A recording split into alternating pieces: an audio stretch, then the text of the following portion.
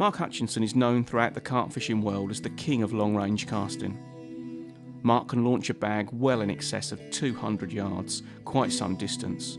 But the technique he uses is one that he's developed over a number of years. Here he talks through both his tackle and his casting technique. Just don't expect to see these casts land as they head for the horizon. But even for Mark, it's not all about distance, it's about perfecting the technique, so he can apply it in every fishing situation. People say to me, why do I want to cast long range? If you can learn to cast 200 yards, say, when you come to fish at 150, it becomes easy. It's the biggest thing I've noticed that people, when they can fish at 150 and that's their maximum, they start to struggle. Then what happens is these things start to go wrong. I've been through the tournaments I've been through. They use a zip lead, all that sort of style, which is the tournament leads as we put it. I've tried them all, and without doubt the zip lead outcasts dumpy pairs and stuff like that. So I always go for that. Obviously you've got to put your baits out there, which is that becomes probably the harder thing to do.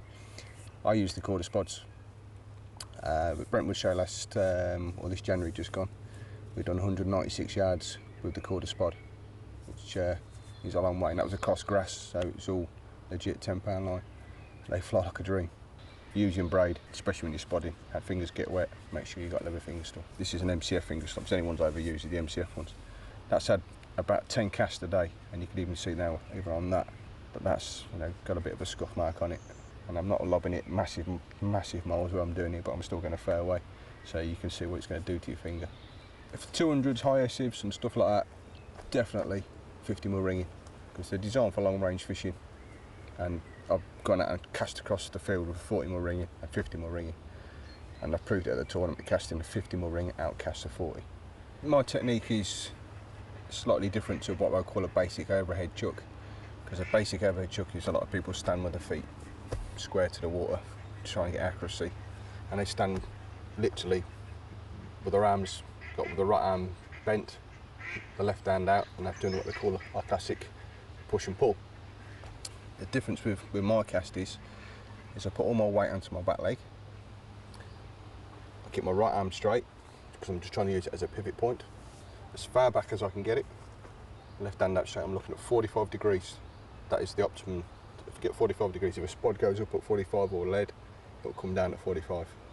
If you lob it up high, it will come down. It's just like that. If you come too low, it doesn't get the right trajectory. Now, with my casting, there's a little bit more to it as well. What I try and do is try and get as much body weight, because when I first started casting against people, I was only 9 stone and stuff like that. So I'm trying to get as much body weight as I could into it. And to be honest, my dad's always said, I've always done it from day one, is that what I'm doing is I'm coming onto my back leg, and as I go forward, I lift my front foot, and as I'm placing my foot down, because I've got a very slight bent back leg as well, I'm actually pushing my body weight forward.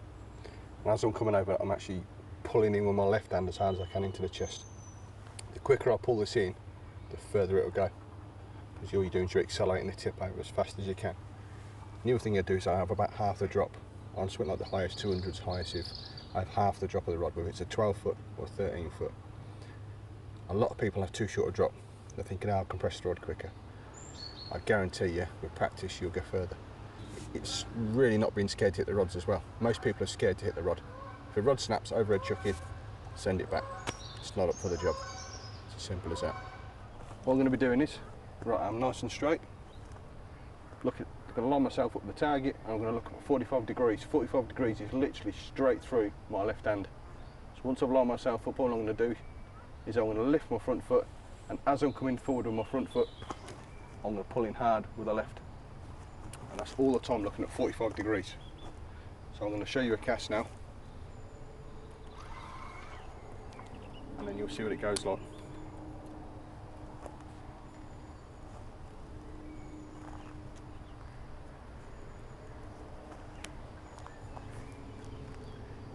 So all the way onto the back foot, bring it all the way back, looking at 45 degrees, lift the foot as I place it, pull it down hard. So what I do here is, so as you can probably see, I'm putting the leader to the back of the spool. The reason why I'm doing that is to help stop any frap ups, or help stop any frap ups. So Wind him up, bring him down. Make sure the joint's well in. Right, I'm going to hit this one a lot harder. If you watch the cast as I do it, I actually do the cast rather than talk through it, it's a bit easier to do. As I'm lining myself up with my target, so I line myself up, and as soon as I've lined myself up, I'm bringing my eyes about 45 degrees, that's where I'm going to release. So all I'm doing is slightly bending the back foot, lift the front, off you go. And I'm following that line out the tip all the time. As you can see, that line's coming over there now. That's the biggest problem when you're casting this sort of range, is sometimes it takes ages to reel it in.